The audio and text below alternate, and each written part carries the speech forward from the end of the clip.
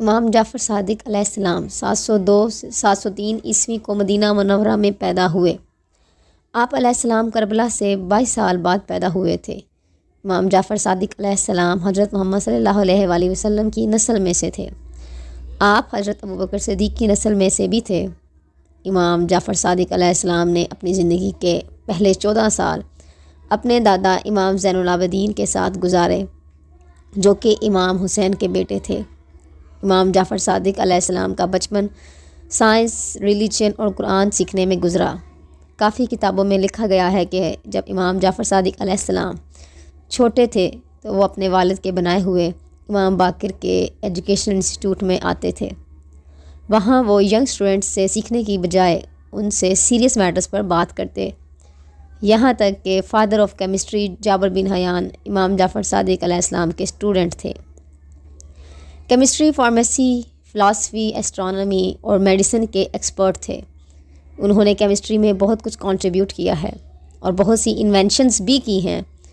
جابر بن حیان اتنے بڑے سائنسدان خود امام جعفر صادق علیہ السلام کے اسٹوڈنٹ تھے۔ امام ابو حنیفہ جو کہ اسلام کے بہت بڑے اسکالر ہیں، وہ بھی امام جعفر صادق علیہ السلام کے اسٹوڈنٹ تھے۔ امام جعفر صادق علیہ السلام کے ہزاروں اسٹوڈنٹ تھے، جن میں بہت سے سائنسدان اور فلاسفر بنے۔ امام جعفر صادق علیہ السلام نے ان کو بہت زیادہ پروموٹ کیا۔ ایک دن امام جعفر صادق علیہ السلام نے ایک ایسے شخص کو دیکھا جس کے کپڑوں پر قلم کی سیاہی لگی تھی۔ وہ امام جعفر صادق علیہ السلام سے اپنے کپڑے چھپا رہا تھا۔ امام جعفر صادق علیہ السلام نے فرمایا، یہ قلم کی سیاہی سے پریشان نہ ہو کیونکہ یہ مرد کا عطر ہے۔ امام جعفر صادق علیہ السلام نے اپنے دور میں بہت سے ایجوکیشنل انسٹیٹیوشنز بھی کھولے جس سے کئی لوگوں نے علم حاصل کیا۔ امام جعفر صادق علیہ السلام قرآن، سائنس، حدیث، جورسپروڈنس اور ایتھکس کے ماہر تھے۔ امام جعفر صادق علیہ السلام نے فزکس کی میں بہت زیادہ کنٹریبیوشنز کی جو کہ کوئی انسان سوچ بھی نہیں سکتا۔ امام جعفر صادق علیہ السلام نے اوپیسٹی اور ٹرانسپیرنسی مٹیریل جیسے لاز بنائے۔ آج یہ تھیوری لاز میں سے ایک ہے۔ امام جعفر صادق علیہ السلام نے اپنے بچپن کا کافی وقت اپنے والد امام باقر علیہ السلام کے ساتھ گزارا۔ امام باقر علیہ السلام بھی بہت بڑی علمی شخصیت کے مالک تھے۔ ان سے ہی یہ علم ان کے بیٹے امام جعفر صادق علیہ السلام میں منتقل ہوا۔ امام جعفر صادق علیہ السلام بچپن سے ہی بہت انٹیلیجنٹ تھے۔